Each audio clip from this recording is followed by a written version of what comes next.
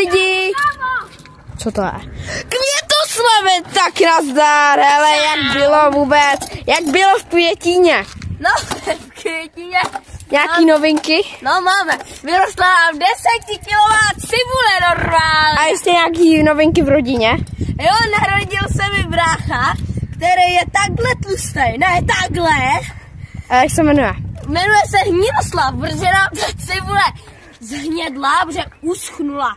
A podle toho jsme ho pojmenovali Hnidoslav, protože se narodil přesně ten den, kdy zhnědla.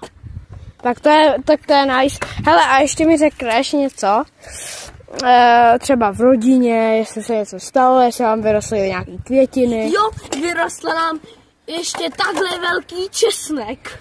Jo, tak to je super. A ten jsme prodali na trhu za 1 korunu a mega se nám to vyplatilo. Jo, lidi, tak pro více videí